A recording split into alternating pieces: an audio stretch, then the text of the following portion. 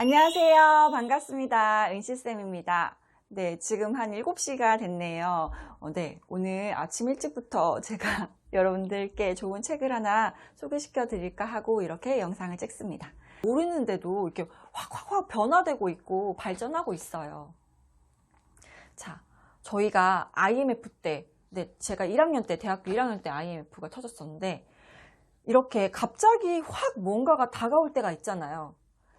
저희가 언스케일이란 책을 읽어보면 이런 것들이 저는 그런 생각이 들었어요. 이렇게 IMF가 확 온 것처럼 갑자기 이제 4차 산업혁명 이런 게 저희가 아직은 막 되게 실감나진 않지만 갑자기 확 다가올 그럴 때가 있을 것 같다는 생각이 드는 거예요. 그러면서 대비를 해야겠구나. 내가 알고는 있어야겠구나 하는 생각이 들고, 특히 우리 아이들, 저는 이제 아이들을 키우고 있으니까 우리 아이들 대비를 시켜야겠구나, 이런 일들이 벌어질 텐데 우리 아이들 교육은 이런 식으로 해야겠구나 하는 생각이 들었어요. 자, 여러분 책을 한번 읽어보도록 하겠습니다. 총 세 파트로 나눠져 있어요. 총 큰 파트는. 첫 번째가 새로운 시대가 열린다에 대해서 이야기하고 있고요. 두 번째는 미래 산업은 어떻게 바뀔까에 대해서 이야기하고 있습니다. 그리고 마지막 세 번째는 우리는 무엇을 해야 하는가, 이렇게 네, 세 가지 파트로 총 이야기를 하고 있는데요. 이렇게 첫 번째, 새로운 시대가 열린다. 네, 거대한 탈규모가 시작됐다는 겁니다. 그래서 저희가 예전에는 이제 규모의 경제, 무조건 큰 회사들, 네, 그쵸. 다 거의 독점했잖아요. 저희가 생각해보면. 근데 요즘은 어때요? 내 감성을 건드려주는, 네, 뭐 소규모 회사이지만 저희가 제품이 좋다고 하면 저희가 쓰잖아요. 그리고 어떻게 보면은 사람들이 모르는 제품을 내가 이렇게 좋은 제품 쓰고 있다는 게 그게 인싸인 거잖아요, 요즘은. 그게 뭐다? 정보력이 바탕이 돼서 나만이 알고 있는 제품, 이런 거 나 쓰고 있어요 하면서 왠지 알리는 게 인싸들의 생활인 거잖아요. 그런 것처럼 이런 게 바탕이 될 수 있었던 건 뭐예요? 지금 이 인터넷망, 네, 조직망들이 이렇게 다들 초연결된 시대에 살고 있는 거예요. 소수의 인플루언서들이 뭘 하나, 뭐 제품을 써보고 아니면 그런 말들을 이렇게 하나씩 이제 자기가 자기 주장들을, 리뷰들을 이렇게 올리면 그런 것들을 저희 모든 사람들이 공유할 수 있는 시대예요. 저희가 뭐 네이버에 검색을 했어요, 내가. 뭐 쇼핑 인터넷으로 이제 쇼핑을 했어요. 그러면 그 쇼핑 목록들이 이거는 얘네들에서는 다 데이터인 거예요. 나의 데이터가 차곡차곡 모이는 거죠. 데이터들이 쌓이면 이 사람이 이런 취향이구나 이러면서 더 쇼핑을 할 수 있게끔, 내 취향대로 할 수 있게끔 그런 것들이 영상이 뜨는 거죠. 유튜브에서도 내가 무슨 영상을 계속 본 게 있고 좋아요 누른 게 있잖아요. 그러면 얘네들이 이 알고리즘이 어떻게 해요? 알아서 인공지능의 이 기술이 알아서 이 사람은 이런 걸 좋아하는구나, 이 사람의 취향을 알아서 다 취향 저격의 취저의 그런 영상들을 볼 수 있게끔 해주는 거예요. 옛날엔 어땠어요? 내가 사고 싶은 옷이 있으면은 뭐 2~3시간씩 이렇게 발품을 팔면서 돌아다녔단 말이에요. 근데 지하상가를 돌고 막 백화점 막 이렇게 돌면서 쇼핑을 했죠. 엄청 힘들었잖아요. 근데 요즘은 어떤다? 이렇게 내가 인터넷으로도 이렇게 내가 내 취향에 맞는 것을 이렇게 업로드 해주니까 그걸 가지고 더 쇼핑 시간을 줄일 수 있고 나한테 더 맞는 옷을 입게 해주는 거죠. 그리고 TV를 봤을 때 예전에는 채널이 몇 개였어요. 몇 개 안 됐잖아요. 자, 그런데 요즘은 TV 채널도 엄청 많이 개설됐고요. 그렇고 이제 유튜브라든지 이런 영상을 통해서 저희가 내가 필요한 영상을 내가 찾아서 볼 수 있잖아요. 나에게 맞는 영상을. 그쵸? 그런 것처럼 이제 이렇게 개인화 된다는 거예요. 내 개인의 그런 취향에 맞춤화 된다는 거죠. 이게 바로 탈규모 경제학이라는 겁니다. 어렵지 않죠, 여러분? 요즘은 이렇게 검색만 하면 그 많은 정보들을 저희가 다 얻을 수가 있어요. 예전처럼 무슨 도서관을 찾아서 내가 막 공부를 해야 된다거나 아니면 전문가를 통해서 막 조언을 받아야 된다거나 이런 시대가 아니에요. 그런 조언가들, 이런 분들이 어떻게 해요? 요즘은 공유하시잖아요. 그런 정보를 내가 손쉽게 얻을 수가 있는 거예요. 내가 검색으로만. 네. 이런 시대에 저희가 살고 있습니다. 네. 근데 이게 더 발전할 거라는 거죠. 네. 앞으로 어떻게 발전을 할까요? 두 번째, 네, 파트에선 미래 산업은 어떻게 바뀔 것인가에 대해서 이야기하고 있는데요. 네. 에너지 과거에는 어땠나요? 뭐 석탄이라든지, 뭐 석유, 지금 뭐 가스, 뭐 이런 것처럼 천연 자원들을 이용하거나 아니면은 뭐 수력 발전이라든지 화력 발전 뭐 이렇게 발전을 돌렸잖아요, 저희가. 이렇게 하면서 지금 어때요? 저희가 기후변화 그리고 환경오염 이런 문제들이 계속적으로 대두되고 있습니다. 미세먼지 저희가 그런 것도 그렇고요. 네, 그래서 저희가 새로운 에너지를 개발해야 되는데 요즘 이게 가장 이제 많이 대두되고 있는 게 뭘까요? 예, 태양열, 예, 태양 에너지입니다. 저희 책에서 보면은 이 지구에 도달하는 태양 에너지의 양은 전체 인류가 사용하는 양의 5,000배가 넘는다고 합니다. 예, 대단하죠. 그러면 어떻겠어요? 이 기술만 발전을 한다면 그 태양 에너지를 저희가 활용할 수 있는 기술이 발전하면 어마어마한 에너지를 얻을 수 있다는 거잖아요. 그래서 지금 이 태양 에너지를 담을 그 배터리가 되게 중요하다고 하더라고요. 그래서 그 기술들을 계속 이제 큰 기업에서 투자하고 있고, 네, 기술을 개발하려고 노력하고 있다. 이런 이야기가 나왔어요. 그래서 이제 이 책에서 얘기하는 거는 나중에는, 미래에는 이제 곧 이 집집마다 저희가 이제 배터리가 하나씩 있는 거죠. 그래가지고 이제 자가 발전을 할 수 있는 거예요. 자가로 우리가 그런 발전소가 우리 집에 있어서 그런 에너지를 쓸 수 있다는 거. 태양 에너지만으로도. 이런 미래가 올 거라고 이야기하고 있습니다. 그리고 저희 의료에서 이야기하고 있는 건 의료 파트, 네, 이제 유전체 학이 발전하고 있어요. 그래가지고 이제 이 유전자를 이 유전자를 갖고 있으면 이런 병에 걸릴 확률이 높다, 뭐 이런 것을 이미 이제 정보를 알고 있는 거예요, 저희가. 그래서 이 질병이 걸릴 확률은 훨씬 낮아지고, 저희가 이제 뭐 100세 시대가 아니라 우리 아이들은 150살까지 살 수 있다는 그런 이야기를 들었는데, 그런 것처럼 이제 질병이 없어지고 저희가 다 예방을 할 수 있으니까. 그리고 내가 취약한 점을 이제 이런 유전자 학을 통해서 그걸 보완을 할 수 있다는 거예요. 네. 대단하죠. 그래서 무병장수할 수 있는 시대가 열린다는 거고, 그래서 이제는 의료 서비스 자체가 이제 바뀌어야 된다는 거죠. 어떻게 바뀌어야 되냐. 이제는 그동안은 질병을 치료했던 쪽에 포커스를 뒀다면, 이제는 질병을 예방하고 관리하는 쪽으로 시스템을 바꿔야 된다는 거죠. 그래서, 이래서 이제 저희가 이제는 의료도, 왜 의사도 이제 없어질 거라는 게 로봇 수술, 네, 그쵸. 로봇 수술, 그리고 뭐 피부, 저희가 이 책에서 나오는데 이제 피부과적인 질환 같은 거는 이미 데이터가 많이 충분히 모아졌대요. 그래서 이제 이 인공지능 얘네들이 이 피부만 봐도 진단을 할 수 있다는 거죠. 그래서 처방 자체를 내릴 수 있다는 겁니다. 이 의사들이 갈 방향은 달라진다는 거죠. 이제 나중에는 진단 자체를 이 인공지능이 더 잘할 거니까. 네. 저희가 사람들은 사람인지라 약간 실수할 때가 있잖아요. 근데 인공지능은 이 데이터만 충분하다면 그 안에서 정말 최고의 진단을 내릴 수 있다는 거거든요. 그래서 참 놀라웠어요. 그래서 의료의 그런 서비스가 바뀔 것이고, 저희가 이제 앱 하나만 깔면, 네, 그런 것들을 다 공유할 수 있고, 저희가 체험을 할 수 있다는 거죠. 네. 저희 책에서 보면은 이렇게 앞으로는 처방을 받을 때 약뿐만 아니라 휴대전화나 팔찌형 모니터 혹은 네트워크 체중계로부터 받은 생리적 데이터를 분석해서 약효가 나는지, 복용량을 조절해야 하는지 등을 파악하는 소프트웨어가 제공될 것이라고 얘기합니다. 네, 그리고 궁극적으로 의료 산업이 예측하는 바는 이 데이터와 인공지능이 결합해서 한 사람에게 맞춰진 약물을 만들 수 있게 된다는 겁니다. 유전자 데이터는 의사가 특정 환자에게 효과 있는 약물을 파악하는 데 도움을 줄 수 있대요. 그래서 제약사는 같은 약물을 대량으로 제조하고 이렇게 유통시키는 게 아니라 지금처럼 이제 뭐 하나 딱 혈압약이 하나 딱 해가지고 저희가 딱 신약을 만들었어요. 그럼 저희가 그걸 다 먹는 게 아니라 이제 개인적인 유전자 이런 걸 알기 때문에 그거에 맞춰서 이 사람에겐 이 약이 효과가 없어. 이런 것들을 알 수 있게 되잖아요. 그래서 맞춤형 이제 약을 먹을 수 있다는 겁니다. 대단하죠. 네. 그래서 이렇게 제약사는 대량 약물을 제조하고 유통시키는 게 아니라 이제 해당 환자를 위한 일회용 약물을 만들 거래요. 와. 이렇게 개인화 된다는 겁니다. 탈규모화 된다는 거예요.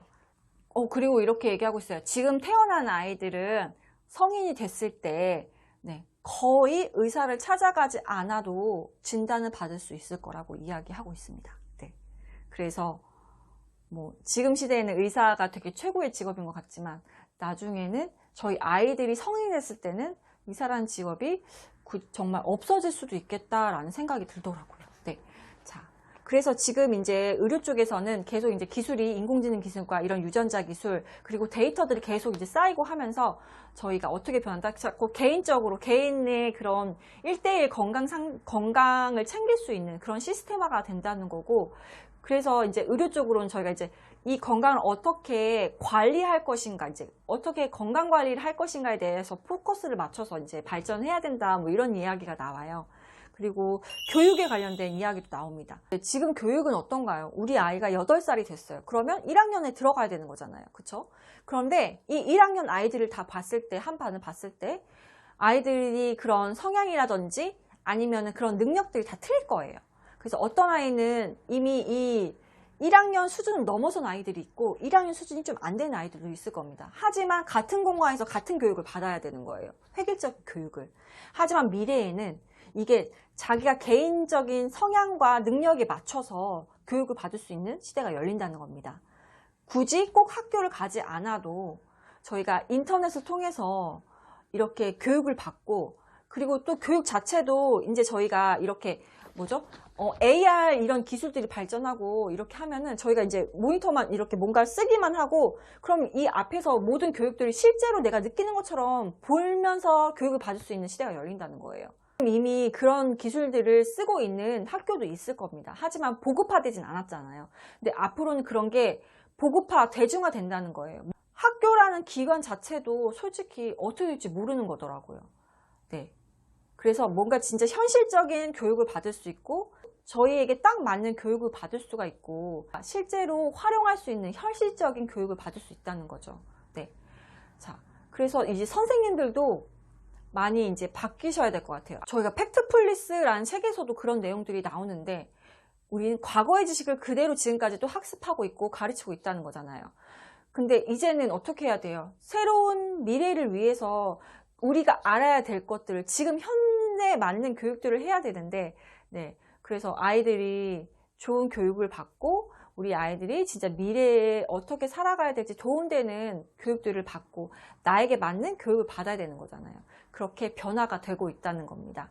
자, 자기가 필요한 지식들을 찾아볼 수 있는 그런 시대가 열려 있으니까 앞으로는 더 발전할 거니까 우리 아이들의 교육에 대해서도 한번 이 책을 통해서 생각해보고 어떻게 해볼까라는 계획들을 한번 세워봤으면 좋겠습니다. 네. 자, 그리고 저희가 이렇게 교육, 금융, 앞으로 우리의 금융은 어떻게 바뀔 것인가. 그래서 고객 중심으로 변하는 뱅킹 서비스를 받을 수 있다는 겁니다. 대형 은행들이 점차 고객들과 직접적인 관계를 포기하고 잃을 것이라고 이야기하고 있습니다. 대신에 이런 이제 틈새 시장을 이용해서 특별히 우리 고객들의 필요를 파고드는 그런 서비스를 제공할 거라는 거고요. 인공지능으로 개별 고객을 학습해서 개인화된 서비스를 제공하고 1인 시장을 위한 금융 서비스를 저희가 제공할 것이다, 이런 이야기가 나오고 있어요. 그래서 뱅킹 앱을 통해서 고객의 재정 상태를 보고 이렇게 이 고객에게 맞는 고객의 이제 라이프 스타일에 맞는 그런 목표 안에서 이제 저희가 돈을 어떻게 관리할 것인지 그런 뱅킹 서비스가 많이 이제 개발될 것이라고 이야기하고 있습니다. 네, 그리고 책에는 저희가 블록체인, 모바일, 클라우드를 비롯해서 이런 새로운 기술들이 저희에게 이제 상상력이 넘치는 수많은 혁신을 가져올 거라고 이야기하고 있네요. 미디어 부분. 근데 미디어 업계는 원자화되고 있다고 얘기하고 있습니다. 자꾸 초점을 맞춘 스타트업이 유튜브, 튜인, 스냅 같은 글로벌 플랫폼을 토대로 지금까지 미디어 대기업의 대중시장용 콘텐츠만 소비할 수밖에 없었던 틈새 청중의 수요를 충족하고 있다는 거고요. 향후 10년 동안 등장할 기술들은 미디어 부분을 완전히 새로운 기회 창출로 만들어준다는 겁니다. 지금도 많이 발전했잖아요. 근데 보시면 인공지능이 주도하는 시대에는 말 그대로 우리가 원하는 미디어가 알아서 우리를 찾아올 것이다. 설령 다른 대륙에서 제작된 비인기 프로그램이라고 해도 말이다. 인공지능은 우리를 너무 잘 알아서 우리가 정말로 좋아할 만한 미디어만 제공할 것이다. 선호하는 프로그램이 특정 시간과 장소에 맞춰 우리가 원하는 기기로 제공될 것이다. 미디어는 1인 청중을 위해 통합될 것이다 라고 이야기하고 있습니다. 이렇게 저희가 좋아하는 게 그런 채널들이 알아서 우리에게 온다는 거예요.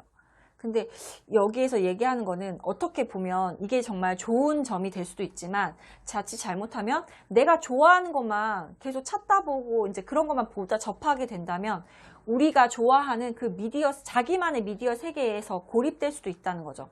그런 위험성도 있다고 이야기하고 있습니다.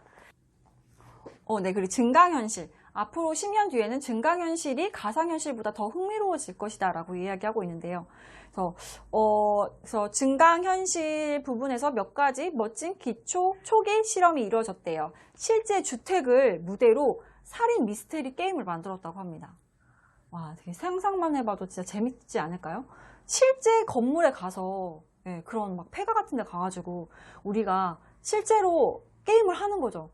추리를 막 풀어보고 하면은 완전히 재밌을 것 같아요.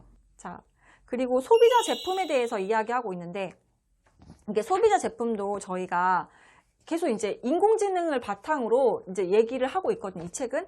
네, 모든 게 인공지능을 기본으로 바탕으로 이야기하고 있습니다. 지금 계속 이제 데이터들이 많이 수집이 됐잖아요. 저희의 그런 데이터들이. 그래서 이 데이터를 인공지능 소프트웨어가 개별 고객을 학습해서 소비자 경험을 맞추도록 돕고요. 인공지능은 기본적으로 개인 서비스라는 개념을 자동화해서 모두에게 관심을 기울이는 것이 경제적으로 타당하게 만들어준대요. 그래서 인공지능을 기반으로 개인화된 서비스는 성공을 부르는 공식이라고 이야기하고 있습니다. 네, 사람들이 다 틀리잖아요. 생각하는 게 틀리고 욕구가 틀리고 필요가 다 틀리잖아요. 내가 필요한 게 뭔지. 그런데 그것을 이제 다 이미 인공지능이 파악하고 그것을 우리가 살 수 있도록 만들어주고, 그리고 중요한 게 뭐냐, 이제 그런 배달 서비스가 이제는 어떻게 빨리 배달해 주느냐가 중요한 거잖아요. 내가 인터넷을 사기 때문에. 네, 지금 그래서 저희가 배달업 그런 게 많이 발전했지만 앞으로는 어떻게 변하냐면 이제 드론 같은 게 기술이 발전을 하면서 드론을 이용해서 저희가 제품을 받는다거나 아니면 로봇을 이용해서 저희가 제품을 받는다거나 이렇게 사람들이 하던 일을 기계가 대신해 준다는 거죠. 그리고 제가 얼마 전에 AI 리크루팅이라는 걸 혹시 아시나요? 네, 저는 얼마 전에 알았는데, 네, AI 인공지능을 통해서 면접을 본다고 하더라고요. 이제는. 네, 그래서 이제 그 처음 저희 서류부터 걸른 걸 인공지능이 하는 거고 면접까지 인공지능이 본대요.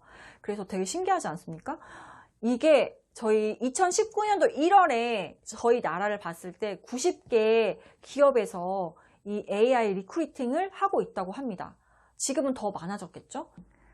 취업을 하는데 사람이 나를 판단하는 게 아니라 인공지능, 기계가 나를 판단을 하고 이 사람을 채용을 할 것인가 말 것인가를 판단한다는 거에 놀랍고, 이런 이제 AI 리크루팅이 계속 더 많아진다는 거죠. 기계가 이제 사람을 판단하는 시대가 왔습니다. 그래서 이 책 보면서 아까 제가 그래서 재미있으면서도 무섭다는 게 자꾸 그런 생각이 들더라고요. 그리고 마지막 파트에는 저희가 우리는 무엇을 해야 하는가, 네, 바람직한 인공지능 시대를 위해서 어떻게 우리가 해야 될지, 어떻게 나아가야 될지 이런 것들을 이야기하고 있습니다. 그래서 제일 마지막에 보시면 이런 이야기가 나와요. 탈규모 시대에 성공을 하려면 우리에게 필요한 것은 바로 사업가 기질이 필요하다는 겁니다. 네, 그래서 사업가 기질 무엇일까요? 바로 이 호기심과 야심이 있어야 된다는 거고요. 적응력이 필요하다고 합니다. 그래서 평생 공부한다고 생각해야 되고 다양한 일자리를 갖고 우리가 여러 경력을 거칠 준비를 해야 된다는 겁니다. 제가 얼마 전에 이직의 정석이라는 책을 한번 리뷰한 적이 있는데요. 지금 그 책에서도 얘기한 게 지금 시대에도 저희가 한 곳에서 계속 한 직장을 계속 다니거나 한 가지 일을 계속해서 한다는 게 어렵습니다. 우리 아이들은 어떻겠어요, 앞으로. 네. 그렇기 때문에 이렇게 사업가 기질을 가지고 항상 호기심을 가지고 어떻게 해야 될까, 우리는 어떻게 변화해야 될까, 적응력을 가지고 있어야 된다는 거고요. 그래서 평생 여러 가지 다양한 경험들을 하게 될 거니까 그런 마인드를 우리가 가져야 된다는 겁니다. 그래서 이제 자신의 그런 열정과 내 능력에 관심을 가지고 이렇게 어떻게 열심히 이제 살아가면서 내가 어떻게 실현을 시켜 나가야 될지 그런 걸 생각해 보라고 이야기하고 있는데요. 뭐 인공지능이라는 기술은 우리의 삶을 이렇게 편리하게 바꿔주는 기술이면 틀림이 없습니다. 하지만 이렇게 유전자학이 발전하고 이런 기술들이 계속 접목이 돼서 저희 수명은 100살에서 150살 뭐 이렇게까지 더 늘어난다고 하잖아요.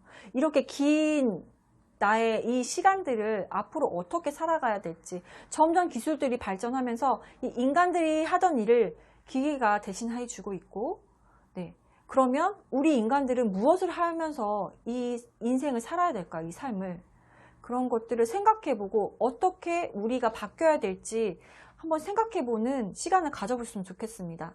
자, 언스케일이란 책을 오늘 한번 같이 읽어봤는데요. 책 내용은 제가 지금 말씀드린 내용은 정말 소수 일부일 뿐입니다. 제가 처음에 투자자분들 아니면 기업가분들 읽으면 좋겠다고 이 책을 소개시켜 드렸는데요. 그런데 그뿐만이 아니라 저희는 아이들을 키우고 있잖아요. 그죠?